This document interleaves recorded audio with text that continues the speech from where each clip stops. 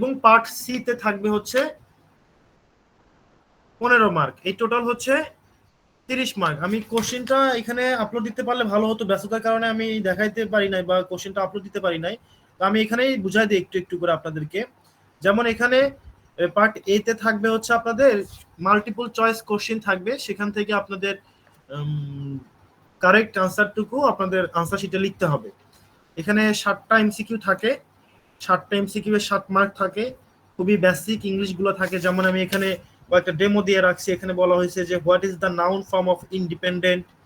তো ইংলিশ গ্রামারের যেটা basic grammar, parts of speech, তারপরে হচ্ছে কি বলে আপনার idiom phrase, preposition, identification of parts of speech, interchange of parts of speech, article, এগুলো থেকেই বেসিক্যালি প্রশ্ন আসে। তো আমি আপনাদেরকে কোশ্চেনটা দেখাতে পারতেছি না, কিন্তু গতবারের কোশ্চেনটা যদি দেখি, গতবারে আসছে হচ্ছে একটা সুইটেবল ওয়ার্ডস চাইছে, ফুল ফর্ম চাইছে, তারপরে অফিস পোলাইট চাইছে, পলিটি চাইছে, তারপরে হচ্ছে আপনার প্রিপোজিশন আসছে। এই বেসিক জিনিসগুলো আসবে। তো আমরা এগুলো আস্তে আস্তে করে আলোচনা করব। এগুলো নিয়ে চাপ নেওয়ার কিছু নাই। আপনারা সবাই মোটামুটি কর্মজীবী, তাই তো নাকি? ম্যাক্সিমাম আমি মনে করি যে কর্মজীবী আছেন এখানে, বা অনেকে সংসার লাইফে অলরেডি ইনভলভ। তো সবকিছু সামলায় আসলে পড়াশোনাটা চালায় যাওয়া খুবই সৌভাগ্যের আপনাদের জন্য এবং কষ্টকর। একটু কষ্ট করে শেষ পর্যন্ত আমার ক্লাসে উপস্থিত থাকবেন। আশা করি আপনাদের সকল সমস্যা এবং কনফিউশন দূর হয়ে যাবে। সবাই থাকবেন তো আমার সাথে নাকি? জি স্যার। আচ্ছা, আমি মাশাআল্লাহ দেখতে পাচ্ছি আমাদের এই ব্যাচে প্রেজেন্স অনেক বেশি, যেটা আমি গত ব্যাচে পাই নাই। হ্যাঁ, তো প্রেজেন্স বেশি থাকলে সবার জন্য আমার বুঝাইতে সুবিধা হবে। হ্যাঁ বলেন। Charging down the wicket, well adjusted by Shepherd. I mean, we've been talking. আচ্ছা, কেউ একজন স্পিকার অন করেছিলেন। আপনারা যখন প্রয়োজন পড়বে বা আপনারা কথা বলতে চাইবেন, তখন আপনারা কাইন্ডলি স্পিকারটা অন করবেন, আদারওয়াইজ অফ রাখাই ভালো, আমাদের যেহেতু অনলাইন ক্লাস। তো আসেন আমরা একটু কিছু বিষয় দেখি, আর একটু ডিপে যাই। সরি।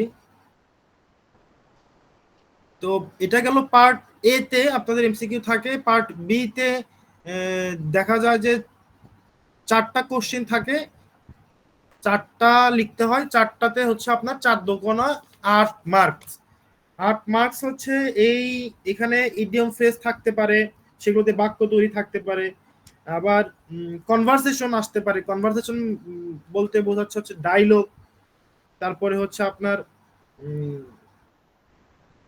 প্রফেশনাল লাইফে আপনার ইংলিশের গুরুত্ব, মানে ছোট ছোট কিছু টপিক দিয়ে আপনাকে 4টা কোশ্চেন করতে বলবো। যেমন এখানে দেখেন ইডিয়ম ফ্রেজ আছে, যে এখানে বলা হচ্ছে write the meaning of this idioms and phrases and make sentence. এগুলোর অর্থ লিখতে হবে। তো আমি কাইন্ডলি আবারও মনে করা দিচ্ছি, আমি গতবারের খাতা দেখলাম, তো যারা ভালো করছে এই সাবজেক্টে, তো যখন বলা হবে যে write the meaning of the this idioms and phrase, তখন আপনারা কাইন্ডলি ইংলিশে লেখার চেষ্টা করবেন, কারণ এটা কি আমাদের ইংলিশ সাবজেক্ট না? হ্যালো, শুনতে পাচ্ছেন? জি স্যার, ইংলিশ সাবজেক্ট। তো যখন ইংলিশে অর্থ লিখতে বলতেছে যে meaning of this idioms and phrases আপনি লেখেন, তো তখন আপনাকে সেই অর্থটাও ইংলিশেই লেখাটা সবচেয়ে বেশি সমীচীন। তো ধরেন আপনি ইংলিশে লিখলেন আর একজন বাংলাতে অর্থ লিখলো, তো একজন পরীক্ষকের কোন খাতার প্রতি বেশি অ্যাট্রাকশন জাগবে? ইংলিশ লেখাটার প্রতি।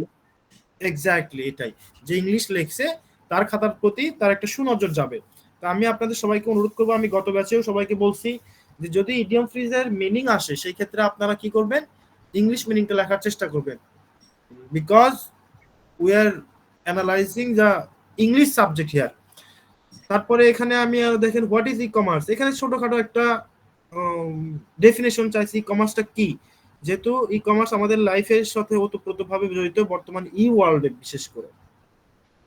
তারপরে এখানে বলা হয়েছে যে right 3 prerequisites of successful business communication. তো এইভাবে এখানে 4টা কোশ্চেন আসবে, 2 মার্কের কোশ্চেন আসবে। তো আপনারা জানেন যে 2 মার্কের জন্য কতখানি লেখা উচিত। আমি এবার এমনও খাতা পাইছি যেখানে 2 মার্কের জন্য 2.5 পৃষ্ঠা অর্থাৎ 5 পাতা পর্যন্ত, সরি হ্যাঁ 2.5 পৃষ্ঠা পর্যন্ত লেখা হয়েছে, যেটা একদমই ইররিলেভেন্ট, অপ্রাসঙ্গিক। 2 মার্কের জন্য কি 5 পৃষ্ঠা লিখে সময় নষ্ট করার দরকার আছে? দরকার নেই। না আবার না দেখা যাচ্ছে যে সে 5 মার্কের একটা প্যারাগ্রাফে 3 পৃষ্ঠা লিখছে। তো এটা পরীক্ষকের জন্য একটা বিরক্তির কারণ যে আপনি 2 মার্কের জন্য 5 পৃষ্ঠা লিখলেন, বাস ভালো কথা, আপনি জানেন, তাহলে এখানে কেন আপনি 5 মার্কের জন্য 5 পৃষ্ঠা লিখতে পারলেন না বা 3 পৃষ্ঠাতে আটকে গেলেন? বিষয়টা এরকম। তো আপনারা মার্কের উপর ডিপেন্ড করে একটু লেখার মানটাকে বাড়ানোর চেষ্টা করবেন, যেটা যেরকম ভাবে লিখলে ভালো হয়। আর সবচেয়ে বড় কথা, একজন পরীক্ষকের কাছে কয় পৃষ্ঠা, সবাই নয়, যে কয় পৃষ্ঠা লিখছে এটা ভ্যারি করে না। আপনার লেখার মান কতটুকু ইমপ্রুভড, কতটুকু বেটার, কতটুকু কোয়ালিটি সম্পন্ন, এটা ম্যাটার করে।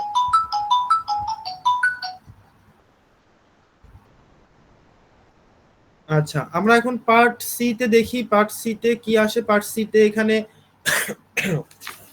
প্যারাগ্রাফ রাইটিং আসতে পারে, আপনার ইমেইল রাইটিং আসতে পারে, আপনার কোনো মেমো তৈরির কথা আসতে পারে, প্রোগ্রেস রিপোর্ট তৈরির কথা বলতে পারে। তো এই বিষয়গুলাই বেসিক্যালি এখানে আসে। যেহেতু আমরা ফাইন আর্টস পড়তেছি, তো আমাদের বেসিক ইংলিশ বা আমাদের প্রফেশনাল লাইফে যে ইংলিশগুলোর দরকার হয়, এই বিষয়গুলো আমাদের পরীক্ষাতে একটু দিয়ে থাকে। তো আজকে আমরা যে ক্লাসটা করব, সেই ক্লাসের বিষয়বস্তু হচ্ছে যে প্রিপজিশন। আমি আসলে ব্যস্ততার কারণে আপনাদের অনেক কিছু আজকে প্ল্যান ছিল, কিন্তু আসলে করতে পারি নাই, that's why I am sorry. তো দেখেন, এখানে বলা হয়েছে যে প্রিপজিশন। প্রিপজিশন হচ্ছে খুবই গুরুত্বপূর্ণ আমাদের ইংলিশের জন্য। আমরা তো সবাই বুঝি নাকি? সবাই কি দেখতে পাচ্ছেন? আমার স্ক্রিন দেখা যায়? স্ক্রিনটা আরেকটু বড় হবে না স্যার? ওকে ওকে, ধন্যবাদ। আমি একটু বড় করার চেষ্টা করতেছি। এখন ওকে।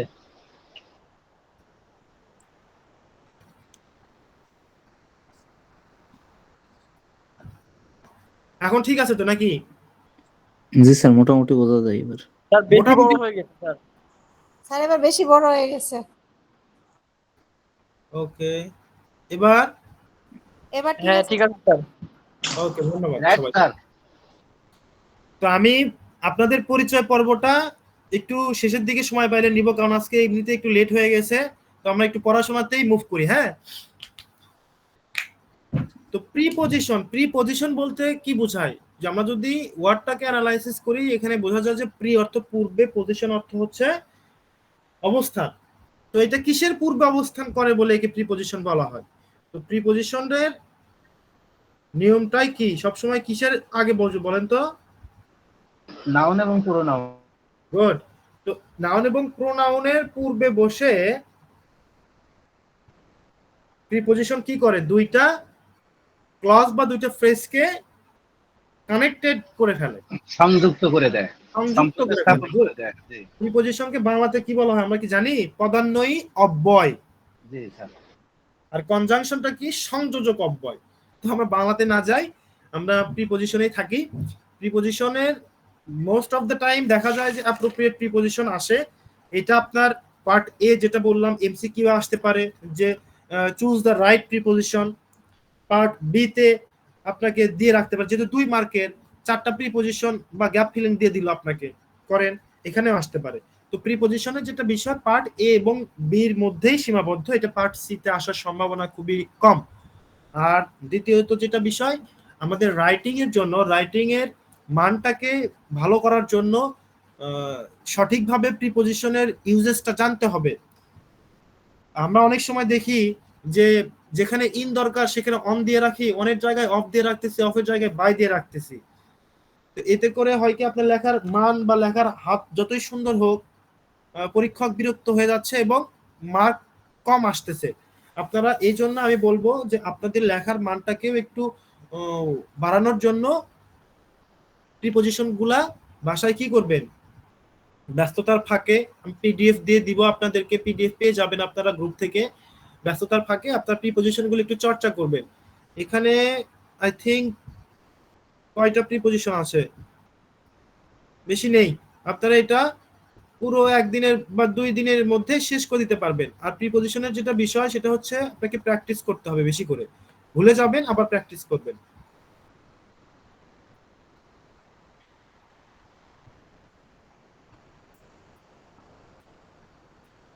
আসেন দেখি এখানে কি বলা হয়েছে, অ্যাভোরেন্ট টু। অ্যাভোরেন্ট টু বলতে বোঝাচ্ছে কি, ঘৃণ্য। তো যখন আমরা অ্যাভোরেন্ট শব্দটাকে দেখব তার সঙ্গে কি ইউজ করব আমরা, টু। টু। কিন্তু ফর ইউর কাইন্ড ইনফরমেশন, যখন এখানে নাউন আসবে অ্যাভোরেন্টের, অ্যাভোরেন্স আসবে। অ্যাভোরেন্সের সাথে কোন প্রিপজিশন আসবে কেউ কি বলতে পারবেন?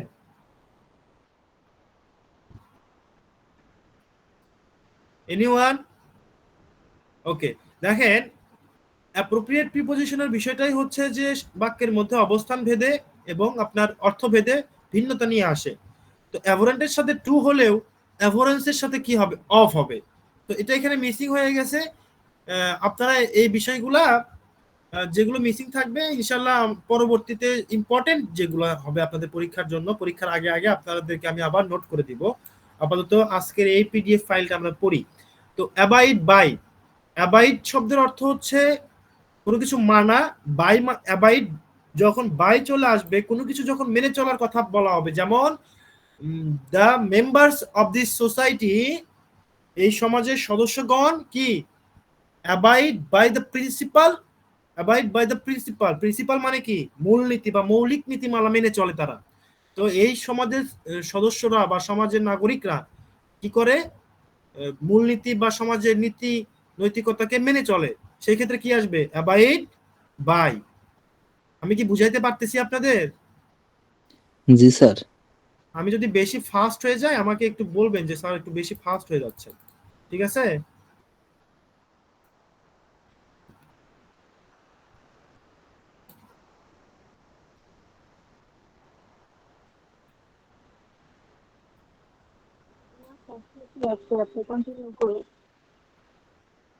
আচ্ছা, তারপরে আমরা কি দেখতে পাচ্ছি এখানে, অ্যাবাউন্ড ইন এবং অ্যাবাউন্ড উইথ।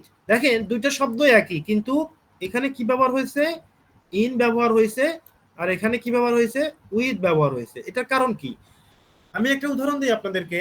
যখন আমরা বলবো যে দ্য মেঘনা, দ্য মেঘনা ইজ অ্যাবাউন্ড উইথ হিলসা, অর্থাৎ মেঘনা নদীতে প্রচুর পরিমাণে হিলসা আছে। এখানে যখন প্রচুর পরিমাণে থাকতেছে, একটা জায়গাতে থাকতেছে বা একটা কিছু কোনো কিছু দিয়ে পরিপূর্ণ থাকতেছে। আবার অ্যাবাউন্ড এই মানে প্রচুর থাকা। এখন এটা কখন ব্যবহার করব, যখন আমি বলবো হিলসা অ্যাবাউন্ডস ইন দ্য মেঘনা। দুইটা শব্দের পার্থক্যটা একটু দেখেন।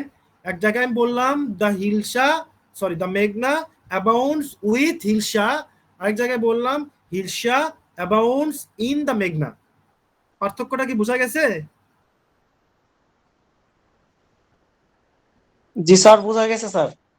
ওকে, মাঝে মাঝে আমাকে রেসপন্স করবেন। রেসপন্স না করলে মনে হবে যে আমি ল্যাপটপের সামনে একটা দেয়ালের সামনে একা একা কথা বলতেছি, বোর ফিল করব। হ্যাঁ, একটু আপনারা কথা টথা বলবেন মাঝে মাঝে। জি স্যার, কথা বলবো। তো আপনাদের সবার তো অনেক বিভিন্ন ভিন্ন ভিন্ন জেলাতে বাড়ি, তাই তো নাকি? জি স্যার। আচ্ছা, তো আপনারা সবাই থাকেন, রেগুলার থাকবেন। আমি এই যে 56 জন, প্রায় 50 আপ দেখতেছি, অ্যারাউন্ড 60। আমি আশা করব যে লাস্ট দিন অবধি আপনারা এভাবেই প্রেজেন্ট থাকবেন। অবশ্যই স্যার। জি জি, ওকে স্যার, চেষ্টা করব। হ্যাঁ চেষ্টা করবেন। আপনাদের অনেকে সংসার আছে, অনেকে গৃহিণী মানুষ, অনেকে আবার কর্মজীবী মানুষ, তারপরে অনেক ব্যস্ততা নিয়ে যেহেতু স্বপ্ন নিয়ে একটা কোর্সে ভর্তি হয়েছে, সেই স্বপ্নটাকে পূরণ করার জন্য একটু চেষ্টা করতে হবে। হ্যাঁ সবাইকে। আচ্ছা, এখন আমরা আসি অ্যাকাউন্ট ফর। অ্যাকাউন্ট ফর মানে কি, যখন কোনো কিছু কারণে বোঝাবে। যেমন আমরা যদি একটা উদাহরণ দেই, এখানে বলা হচ্ছে যে কি কারণে, কি কারণ। সুন্দর একটা উদাহরণ যদি বলি আমরা, যেমন মিস্টার রাজু ইস, এখানে বেসিক্যালি অ্যাকাউন্ট হয় না, অ্যাকাউন্টেবল হয়। হ্যাঁ, অ্যাকাউন্টেবল ফর জবাবদিহি করা, বা অ্যাকাউন্ট যখন অ্যাকাউন্টেবল ফর হয় কোনো কিছুর কারণে জবাবদিহি করা, আর অ্যাকাউন্টেবল টু হলে কারো কাছে জবাবদিহি করা। ঠিক আছে, তারপরে আসেন অ্যাকুইজড অফ, অভিযুক্ত। মেসেজ না এটাই হুদাই মেসেজ। জি, আমাকে কেউ কিছু বললে একটু নাম বলে, কোনো কিছু জিজ্ঞাসা করার থাকলে আপনার নাম বলবেন যে স্যার আমি অমুক বলতেছি, তখন আমার একটু সুবিধা হবে। আর সবাই একটু স্পিকার অফ রাখিন যখন আমি কথা বলি বা যখন আপনাদের কথা বলার প্রয়োজন নেই। অ্যাকাস্টমড টু, মোস্ট ইম্পর্টেন্ট, এটা অনেক পরীক্ষাতে আসে। আচ্ছা, আমি বারবার বলতেছি যে সবাই একটু কাইন্ডলি, আই রিকোয়েস্ট, সবার স্পিকার অফ রাখবেন, তা নাহলে বিষয়টা একটু ইন্টারাপ্ট হয়ে যায়। আচ্ছা, অ্যাকাস্টম টু মানে অভ্যস্ত। তো অ্যাকাস্টমড এর মতো, অ্যাকাস্টম মানে অভ্যস্ত, ঠিক একইভাবে আমরা কি করি, ইউজের পরেও টু ইউজ করে অভ্যস্ত করি, আবার হ্যাবিচুয়েটেড এর ক্ষেত্রেও টু ইউজ করে অভ্যস্ত বানাই। তো প্রিপজিশনের সবচেয়ে মজার বিষয় হচ্ছে একই অর্থ প্রদান করে এরকম শব্দসমূহ ম্যাক্সিমাম ক্ষেত্রে একই প্রিপজিশন একসেপ্ট করে। ঠিক আছে, অ্যাকোয়েন্ট উইথ মানে জানানো, অ্যাকোয়েন্টেড উইথ মানে পরিচিত, অ্যাবসেন্ট ফ্রম মানে হচ্ছে অনুপস্থিত। এটা ইম্পর্টেন্ট, আমি ইম্পর্টেন্ট গুলো আপনাদেরকে রিপিট করতেছি। অ্যাবসেন্ট ফ্রম কোনো কিছু বা কোনো কিছু থেকে অনুপস্থিত না থাকাকে আমরা যখন বলতে চাই তখন অ্যাবসেন্ট ফ্রম বলবো। অ্যাবজর্বড ইন, নিবিষ্ট, অ্যাক্সেস টু, এটা important. Access to, access to দ্বারা কি বোঝাচ্ছে, অ্যাক্সেস টু হচ্ছে কোনো কিছুর অধিকার, শুধু প্রবেশ অধিকার এরকম না, সবকিছু অধিকারের ক্ষেত্রে যখন গ্রহণযোগ্যতা বা কারো অধিকার থাকে সেক্ষেত্রে অ্যাক্সেস টু দিয়ে আমরা করতে পারি। অর্থাৎ অ্যাক্সেসের ক্ষেত্রে টু আসবে এবং অ্যাক্সেসিবলের ক্ষেত্রেও টু আসে। অ্যাকম্পানিড বাই, সঙ্গী হওয়া, যেমন যদি বলা হয় মিস্টার সাজ্জাদুর রহমান মানে আমি, I was accompanied by my friends, আমি আমার বন্ধুদের দ্বারা সঙ্গ পেয়েছিলাম বা আমার বন্ধুরা আমার সঙ্গী হয়েছিল।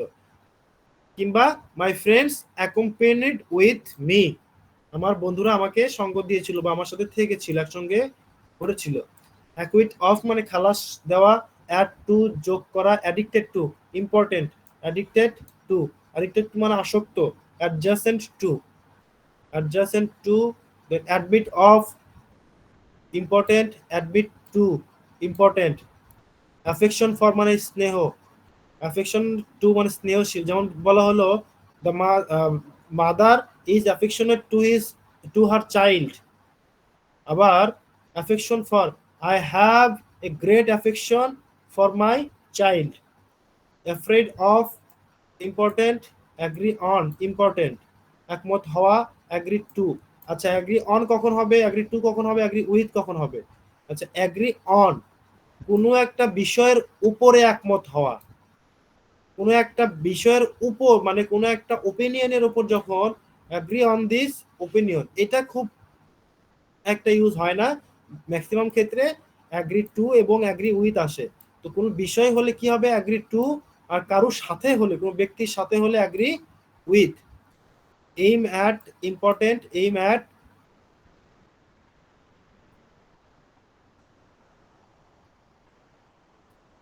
দেন অ্যালার্মড অ্যাট, অ্যালার্মড অ্যাট মানে আতঙ্কিত, allow to, allow for, allow of, allow from. হ্যাঁ রে, আপনারা ক্লাসের মধ্যে সংসার জীবন শুরু করছেন? হ্যাঁ, ক্লাসের মধ্যে সংসার জীবনের ব্যক্তিগত তথ্য ফাঁস করিয়েন না, স্পিকার অন অফ রেখে কথা বলিয়েন। না হ্যাঁ, স্পিকার অন রেখে আপনাদের সঙ্গী সাথী যারা আছে তাদের সাথে কথা বলিয়েন, আপনাদের জন্য সুবিধা, প্রাইভেসি মেনটেন করতে হবে।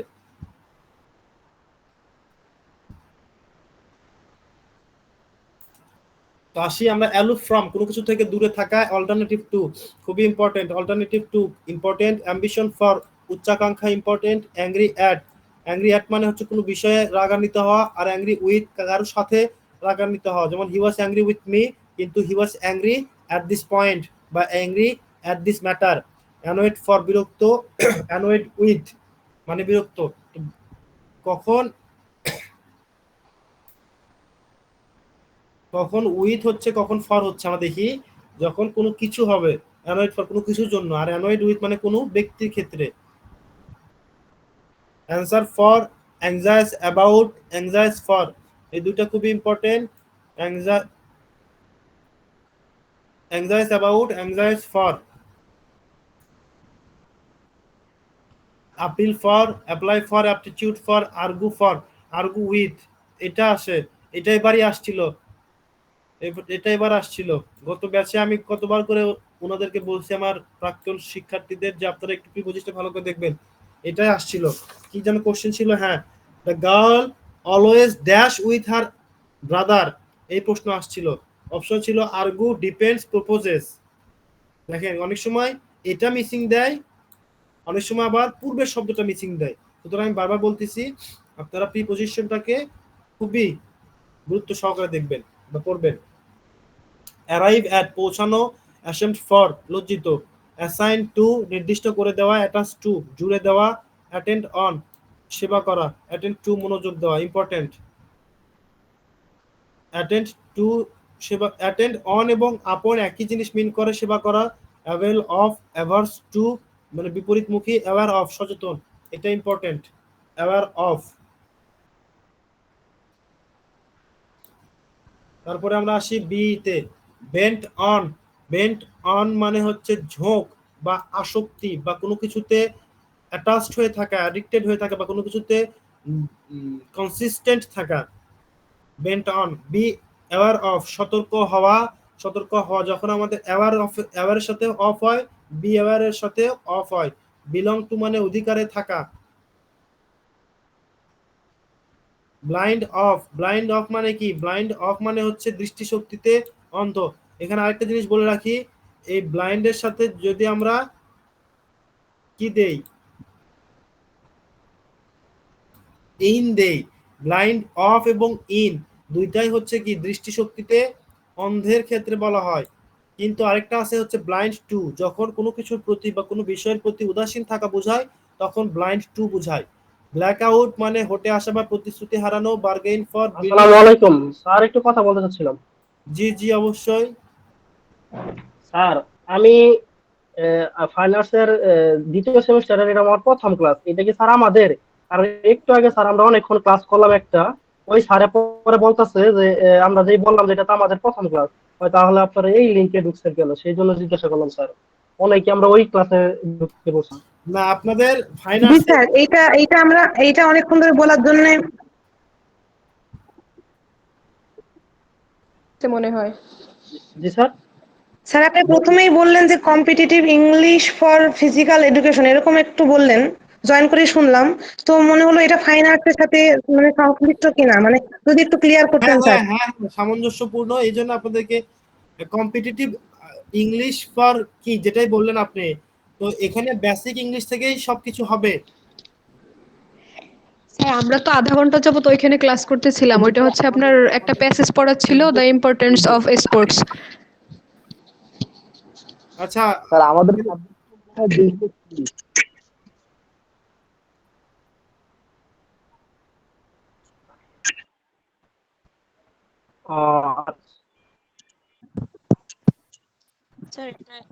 এটা পরে দিয়েছে কিছু। আপনারা আমরা দেখ, তো প্রথমে যেটা লিংক পাইছি পেয়েই আমরা ঢুকে গেছি, ক্লাস ভাবছি শুরু হয়ে গেছে।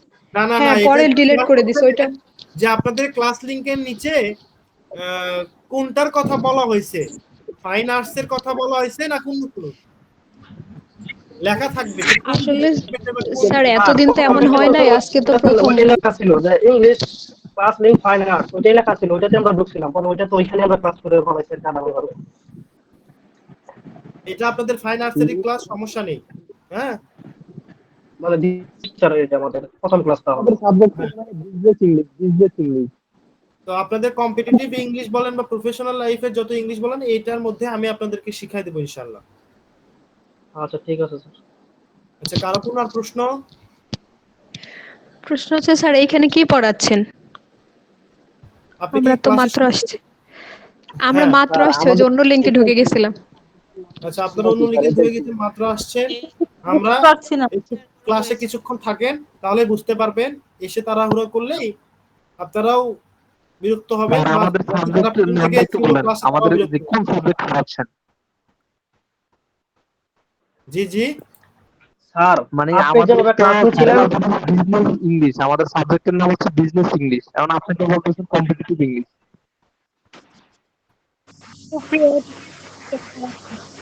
জি স্যার জি স্যার, স্যার ওইটাই বলতেছি স্যার, আপনি আপনার মতো ক্লাস নেন, লাস্টে স্যার আমাদেরকে প্রথমে একটু স্যারকে বলে দিয়ে তাইলেই হবে।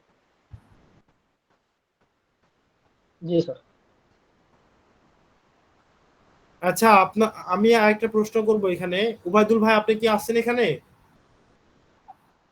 তো ইনারা যে এখানে অ্যারাউন্ড 60 জনের মতো আছে, ইনারা কি সবই ফাইন আর্টসের স্টুডেন্ট? তো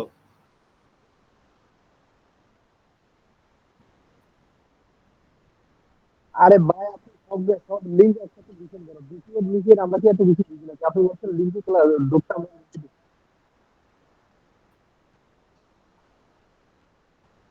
আচ্ছা, এমডি তারেক, আপনি কিছু বলতে চাচ্ছেন? স্যার আমি বলতে চাইছি যে এখানে আমাদের সাবজেক্ট কোন সাবজেক্ট, সাবজেক্টের নাম বলেন স্যার।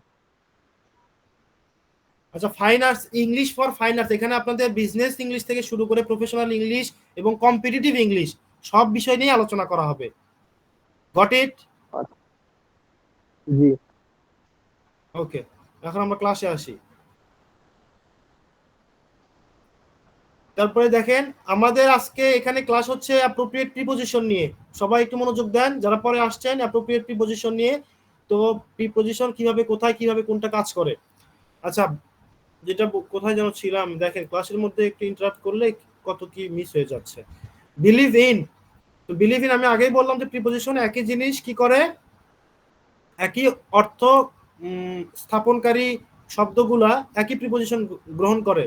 তো বিলিভ ইন বিশ্বাস করা, বিশ্বাস জাতীয় যত শব্দ আছে সবগুলো ইনি ইউজ করবে বা ইনি একসেপ্ট করবে। ব্লাইন্ড টু, এই যে একটু আগে আমরা পড়লাম না, ব্লাইন্ড অফ, এই যে দেখেন ব্লাইন্ড টু যখন দোষের প্রতি অন্ধ বা উদাসীনতা বুঝাবে। যেমন he was blind to his son's mistakes, he was blind to his son's defects. Burst into যখন কান্নায় ভেঙে পড়া বোঝাবে তখন বাস্ট ইনটু ইম্পর্টেন্ট। আবার বাস্ট আউট, যখন এটা অনেক সময় আমরা মিস করে ফেলি যে কান্নার ক্ষেত্রে বাস্ট আউট ইউজ করি, কিন্তু কান্না বাস্ট আউট হয় না, কান্নার ক্ষেত্রে হবে বাস্ট ইনটু, কিন্তু যখন হাসিতে আমরা ফেটে পড়বো তখন হবে বাস্ট আউট। বিজি উইথ মানে ব্যস্ত থাকা, বেসড অন মানে ভিত্তি থাকা, কোনো কিছুর উপর নির্ভর করা বা বেস করা। কেয়ার ফর মানে গ্রাহ্য করা বা কাউকে মূল্যায়ন করা, আর কেয়ার অফ মানে যত্ন নেওয়া, এটা আমার পরিচিত। কেয়ারফুল অফ মানে যত্নবান, ইম্পর্টেন্ট। চান্স অন প্রথম সুযোগ, চার্জ উইথ মানে অভিযোগ করা। যেমন he was charged with murder, সে মার্ডারে অভিযুক্ত। ক্লোজ টু নিকট, আমি যেগুলো দাগ দিচ্ছি এগুলো কিন্তু ইম্পর্টেন্ট, আপনারা একটু ভালো করে খেয়াল করবেন। তারপরে ক্যাপাবল অফ যোগ্যতা সম্পন্ন, ক্যাপাসিটি ফর, ক্যাপাবল অফটা আসে কেয়ার অ্যাবাউট দেখাশোনা করা। তারপরে ক্লু টু সূত্র, কোনো কিছু সূত্র দেওয়া। যেমন it was the clue to the crime, অর্থাৎ এটা ছিল সেই ক্রাইমের সূত্র। ক্লাইড উইথ ধাক্কা লাগা, আমরা কলিশন শব্দটার সাথে পরিচিত। কলিশন থেকে ক্লাইড। কাম অফ মানে জন্মগ্রহণ করা, যখন কোনো ব্যক্তি জন্মগ্রহণ করে কোনো ফ্যামিলিতে বা কোনো বংশে, সেই ক্ষেত্রে কাম অফ। কমেন্টস অন, কমেন্টস মানে হচ্ছে স্টার্ট বিগিন শুরু করা। কমেন্ট অন মানে মন্তব্য করা। আমি আপনাদেরকে এগুলো অর্থ সহ বা উদাহরণ সহ এই কারণে বুঝাই দিচ্ছি, আমি পরবর্তী ক্লাসে কিন্তু প্রিপোজিশন থেকে অনেক কিছু ধরবো আপনাদেরকে, যে কেন এটা হলো কেন এটা হলো না। কারণ বিগত প্রশ্নগুলো অ্যানালাইসিস করলে দেখা যাচ্ছে যে প্রত্যেকটা পরীক্ষাতেই প্রিপোজিশন থেকে কোশ্চেন হয়েছেই। সুতরাং এটা লাইটলি নেওয়ার কিছু নেই, গুরুত্ব সহকারে নেবেন। যারা পরে আসছেন আবারও বলতেছি, ক্লাস রেগুলার করবেন। বিশেষ করে এই যে আমার ক্লাসটা, ইংলিশ ক্লাসটা, ফাইন আর্টসের ইংলিশ, যেটা আপনাদেরকে একদম বেসিক থেকে শুরু করে পরীক্ষার জন্য উপযোগী করে গড়ে তুলতে যতটুকু আমার ইফোর্ট দেওয়া লাগে আমি দিব। আপনাদের ক্লাসে থাকতে হবে এবং পড়তে হবে সময়ের ফাঁকে ফাঁকে। সবাই কি আমার সাথে থাকবেন তো নাকি? জি স্যার। জি স্যার। জি স্যার। ইনশাআল্লাহ ইনশাআল্লাহ। হ্যাঁ, জি স্যার। তারপরে আসেন দেখেন জি স্যার পারবো।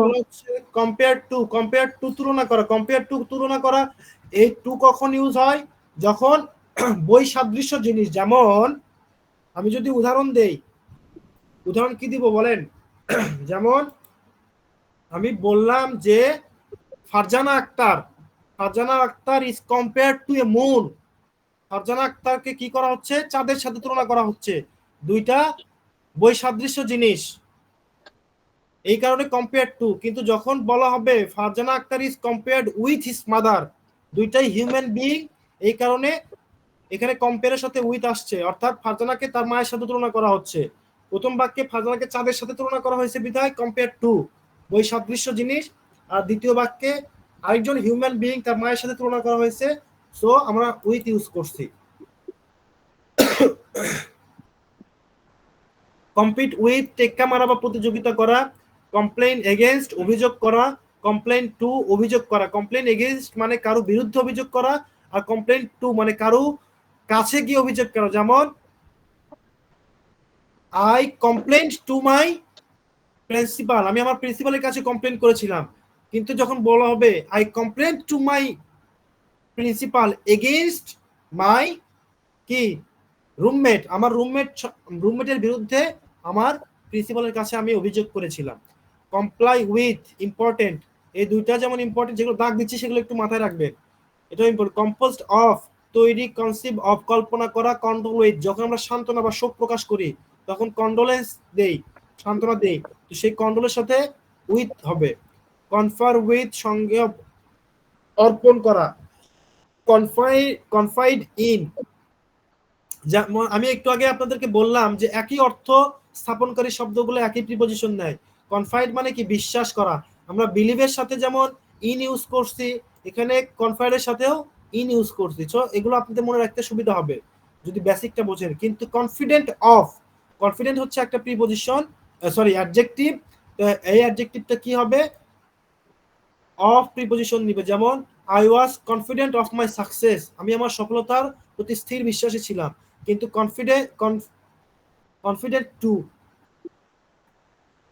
এইটা একটু আপনারা এখানে কনফিডেন্ট হবে না, এখানে হবে হচ্ছে কনফাইড হবে। কনফাইড টু হয়। কনফাইড টু মানে হচ্ছে শয্যা, বেডে যাওয়া বা শুয়ে পড়া, কনফাইড টু। আর কনফাইড ইন মানে হচ্ছে আবদ্ধ থাকা।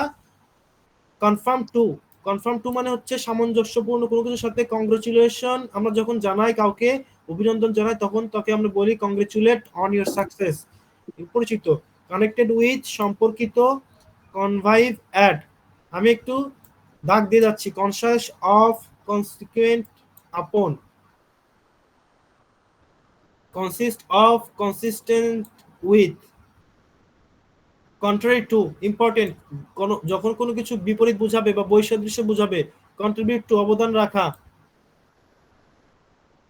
কন্ট্রোল ওভার, এখানে কন্ট্রোল ওভার যদি না থাকে, কন্ট্রোল অন থাকে, সেই ক্ষেত্রে আরেকটা মিন করে। যেমন কন্ট্রোল ওভার মানে একটা জিনিস, আর কন্ট্রোল অন মানে একটা জিনিস। কন্ট্রোল ওভার মানে কোনো কিছুর উপর বিশেষজ্ঞ থাকা বা বিশেষ জ্ঞান থাকা বা নিয়ন্ত্রণ থাকা। আর কন্ট্রোল ওভার মানে হচ্ছে কন্ট্রোল অন মানে হচ্ছে কোনো বিষয়, কোনো ব্যক্তির উপরে বা কোনো কিছুর উপর নিয়ন্ত্রণ করা কন্ট্রোল ওভার দ্বারা। কাউন্ট ফর মানে গণ্য হওয়া। কাউন্ট অন মানে নির্ভর করা। ক্রেভ ফর আকাঙ্ক্ষা করা। কিওর অফ আরোগ্য লাভ করা। ডিফ অফ, দেখেন ব্লাইন্ড অফ যেরকম কি বোঝাচ্ছে? দৃষ্টিশক্তি বোঝাচ্ছে। ভাইব্রেশনটা অফ করেন। আর ডিফ টু মানে অনিচ্ছুক বোঝাচ্ছে। ডিল ইন মানে ব্যবসা করা, খুবই পরিচিত এবং খুবই ইম্পর্টেন্ট। ডিল ইন, এটা আসে ডিল ইন, যেমন এটা আসছিল কোন জানি পরীক্ষাতে, যেমন হি ডিলস ড্যাশ রাইস, সে কি ডিলস এর সাথে তাহলে কি প্রিপজিশন দিতে হবে ব্যবসা করার ক্ষেত্রে? In. Deal with, dedicate to, delight in. Depend on, deprived of. Deprived of মানে হচ্ছে বঞ্চিত, আবার ডিভয়েড এর সাথে অফ হয়। ডিজায়ার ফর, এই যে দেখেন বর্জিত এবং বঞ্চিত দুইটা একই মিনিং করে, একই প্রিপোজিশন একসেপ্ট করছে। Desire for, despair of, devote to উৎসর্গ করা, ডাই ফ্রম। আচ্ছা, ডাইট না নিয়ে আমরা ক্লিয়ার করি, ডাই ফ্রম কোনো কিছুর কারণে, খাওয়া দাওয়া, ওভার ইটিং, সবকিছুতে কি হবে? Die from. Diet by, diet by কখন হবে? যখন সুইসাইড করে মারা যাওয়া, দুর্ঘটনা বা সহিংসতায় মারা যাওয়া। আর ডায়েট ফ্রম মানে হচ্ছে কি? ডায়েট ফ্রম তো এখানে বললামই, ডাই ইন, ডাইনটা আসে না, ডাই অফ। রোগ, ক্ষুধা, তৃষ্ণাতে যখন মারা যাবে তখন হচ্ছে ডাই অফ। ডিফার ইন, ভিন্ন মত হওয়া, ডিফার অন, ভিন্ন মত হওয়া। এখন ডিফার ইন কখন হবে, ডিফার অন কখন হবে? ডিফার ইন হচ্ছে যেমন বললাম যে হি ডিফার্স ইন দিস সাবজেক্ট, সে এই বিষয়ে ভিন্ন মত হয়। আই ডিফার, আবার ডিফার উইথও হয়। তো আমরা দেখব ব্যক্তির সাথে হলে, আমি ক্লিয়ারলি বুঝাতে সহজ করে, ব্যক্তির সাথে হলে উইথ হবে, কোনো বিষয়ের সাথে হলে ক্ষেত্র বিশেষে ইন হয়, ক্ষেত্র বিশেষে অন হয়। তো ইন এবং অন কখনো এক জায়গায় থাকবে না, এটা মাথায় রাখবেন। ডিফারেন্স বিটুইন যখন দুজনের সাথে পার্থক্য বোঝাবে, আর ডিফারেন্ট কোনো কিছু থেকে যখন পৃথক হবে। কনফিডেন্ট অফ যেমন বিশ্বাসী বোঝায়, আর ডিফিডেন্ট অফ মানে সন্দিগ্ধ বোঝায়। ডিসএগ্রি উইথ, অমত, যেমন আমরা একটু আগে দেখলাম এগ্রির সাথে উইথ, ডিসএগ্রির সাথে কি হচ্ছে? উইথ হচ্ছে, কোনো কারোর সাথে। এগুলো একটু দেখে নেবেন। ডিসলাইক ফর, লাইকের সাথে ফর হয়, ডিসলাইকের সাথেও ফর হয়। প্লিজড এর সাথে কি হয়? প্লিজড এর সাথে কোনো বিষয়ে যখন, সরি এখানে এটা একটু ভুল আছে, এটা একটু কারেকশন করে নিয়ে, প্লিজড এর সাথে উইথ হয়, ডিসপ্লেসড এর সাথে উইথ হয়, ওটা ভুল হবে, এই যে এটা ঠিক। Dispose of, distinguish between, divide among. আচ্ছা, ডিভাইড বিটুইন কখন হবে? বিটুইন আসে যখন দুইজনের মধ্যে বিষয় থাকে, আর যখন দুইয়ের অধিক থাকে তখন হবে। আচ্ছা, আমি আপনাদেরকে বারবার রিকোয়েস্ট করার পরে আপনারা কেন স্পিকার অন করতেছেন? একটা প্রেস করলে তো স্পিকারটা অফ হয়ে যায়। প্লিজ কাইন্ডলি একটু স্পিকারটা অফ রাখেন, তাহলে আমার ক্লাসটিতে সুবিধা হবে আর সবার শুনতেও সুবিধা হবে। এই যে ওমর ফারুক, ওমর ফারুক, আপনি কি স্পিকার অফ করতে পারছেন না? ওমর ফারুক ক্লাসেই নেই মনে হয় স্যার। ডিউ টু কারণে, ডাল অ্যাট কাঁচা, তো গুড অ্যাট কোনো কিছুর প্রতি দক্ষ বোঝালে গুড অ্যাট বলি, আর অদক্ষ হলে ডাল অ্যাট। ডুয়েল অন মানে বসবাস করা। ইগার অ্যাবাউট, ইগার ফর কোনো বিষয়ে আগ্রহী, কোনো কিছুতে আগ্রহী, কোনো কিছুর জন্য আগ্রহী। এলিজিবল ফর, এলিজিবল ফর মানে যোগ্য। ইমবার্ক অন, ইমবার্কের সাথে আপনও হয়, ইমবার্ক অন হয়, আপন অন একই মিন করবে। ইন্ড ইন, শেষ হওয়া, endued with. Engaged in, engaged to, কারোর সাথে যখন বিয়ে শাদী হওয়ার কথা থাকে তখন এঙ্গেজ টু বলা হবে। আর কোনো কিছুতে যখন নিযুক্ত, কোনো কাজে নিযুক্ত থাকা হবে, যেমন I am engaged in this class. Engaged with কারো কোনো ব্যক্তির সাথে, এটার ইউজেস নেই, এটা বেশি ইউজ করবেন আপনারা। Enquire about, enquire into, enquire of, এগুলো খুব বেশি কঠিন না, এগুলো আমাদের পরিচিত সব preposition. Envy of, equal to, escape from, essential to, esteem for, শ্রদ্ধা। এক্সকিউজ ফর, অব্যাহতি দেওয়া, exempt from, রেহাই দেওয়া।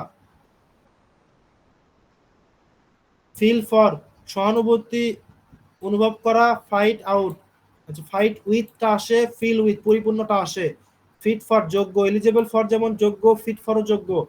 ফোকাস অন, কোনো কিছুর প্রতি চোখ রাখা বা দৃষ্টি রাখা বা মনোযোগী হওয়া। ফলো আপ কর বা কোনো কিছু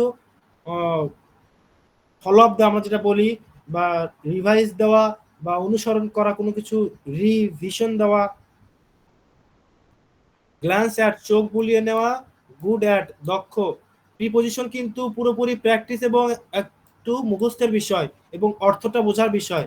আমি তারপরেও অনেক উদাহরণ দিয়ে আপনাদেরকে অনেকগুলো বুঝাই দিলাম, আসলে এতগুলো বুঝে দেওয়া স্বল্প সময় খুবই মুশকিল। তারপরে আমি অর্থটা বলে দিচ্ছি। গুড ফর মানে যোগ্য, গুড লাক মানে সৌভাগ্য। গ্রেটফুল মানে কৃতজ্ঞ, গ্রিড ফর মানে লোভ, কোনো কিছুর প্রতি লোভ যখন হয় গ্রিড ফর, গার্ড এগেইনস্ট মানে কোনো কিছুর বিরুদ্ধে দাঁড়ানো বা তাড়ানো, গেস অ্যাট মানে অনুমান করা, গিলটি অফ মানে দোষী, hanker after important, hanker after important, guilty of important কোনো কিছুর প্রতি লোভ বা লালায়িত হওয়া, হার্ড অফ কম শোনা,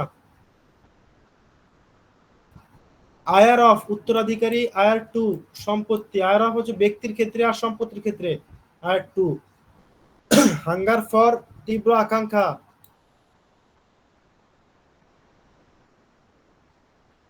ইম্পোজ অন চাপানো, এই যে আমাদের উপর কর চাপাইছে ইউএসএ রেসিপ্রোকাল ট্যারিফ যেটা দেখবেন ইম্পোজ অন লেখা, ইনএবিলিটি দুর্বলতা, ইনডেপ্টেড টু ইনডিফারেন্ট টু উদাসীন, important indulge in important, informed of অবহিত করা, ইনকোয়ার অ্যাবাউট অনুসন্ধান করা, ইনসিস্ট অন ইন্টারেস্ট ইন,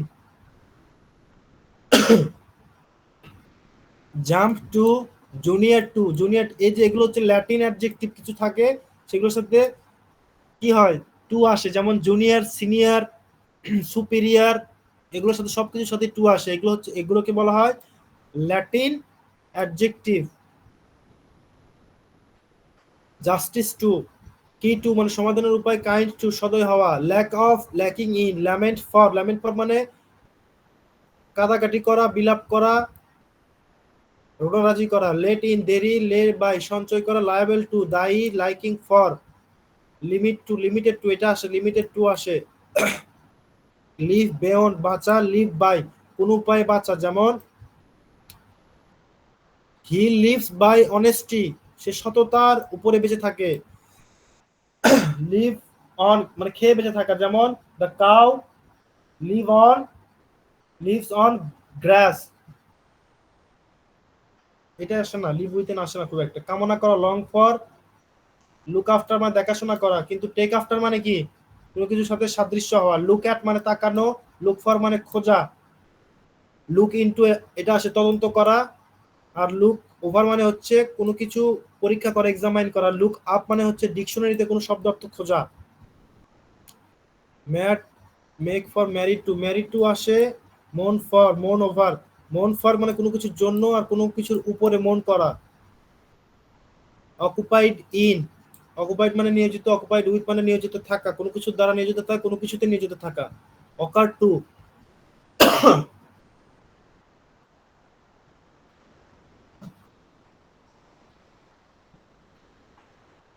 এগুলো অতটা ইম্পর্টেন্ট না এগুলা অতটা, ওভারকাম বাই, ও টু ঋণী হওয়া কারো প্রতি, ও যেমন আই ও টু ইউ ঋণী আমি তোমার কাছে ঋণী, পার্ট ফ্রম বিচ্ছিন্ন হওয়া, পার্ট উইথ বিচ্ছিন্ন হওয়া, পার্ট ফ্রম কখন আসবে দেখেন যখন কোনো ব্যক্তির কাছ থেকে বিচ্ছিন্ন হওয়া বোঝাবে পার্ট ফ্রম, আর কোনো জিনিস থেকে বিচ্ছিন্ন হওয়া বোঝাবে তা part with, part take in, partiality for participate in, pass away, pass for persist in মানে হচ্ছে লেগে থাকা, এগুলো অতটা জরুরি নয়,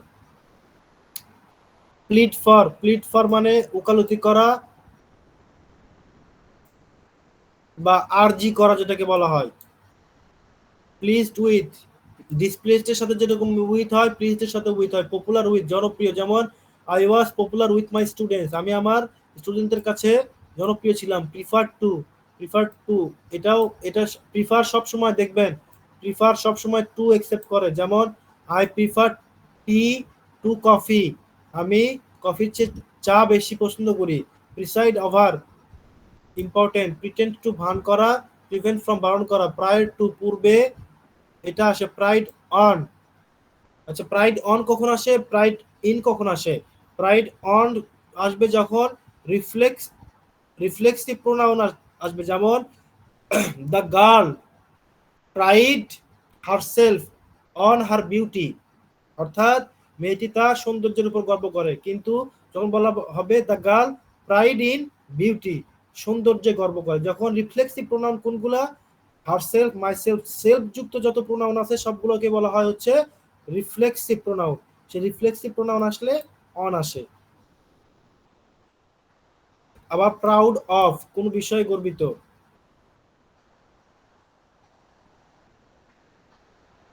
এখান থেকে কোয়ালিফাইড ফর, ওই fit for, eligible for, qualified for, দেখেন একই মেইন কোর্সে একই প্রিপজিশন নিছে। কোয়ারেল উইথ এগুলো অতটা আসে না। রিজয়েস অ্যাট, রিলেভেন্ট টু প্রাসঙ্গিক, রিলাই অন নির্ভর করা, রিমেডি ফর রিমাইন্ড অফ আসে, রিকোয়ার অফ রিজাইন টু মানে হচ্ছে আত্মসমর্পণ করা, আর রিজাইন ফ্রম মানে হচ্ছে কি চাকরি থেকে অবসর নেওয়া। রেসপন্ড টু উত্তর দেওয়া, রেসপন্সিবল টু মানে দায়ী। আর যারা পরে আসলেন, যারা অন্য ক্লাসে চলে গিয়েছিলেন এবং পরে আসছেন, তাদের জন্য আবার বলে দিচ্ছি, রিমাইন্ড করে দিচ্ছি যে আপনাদের ক্লাসটা রেকর্ড করা থাকবে। আপনারা পরবর্তীতে ক্লাসটা প্রথম থেকে যে একটু মিস করে ফেলছেন আবার একটু কাইন্ডলি দেখে নেবেন, ঠিক আছে? জি স্যার। হ্যাঁ, সবাই একটু কাইন্ডলি দেখে নিয়ে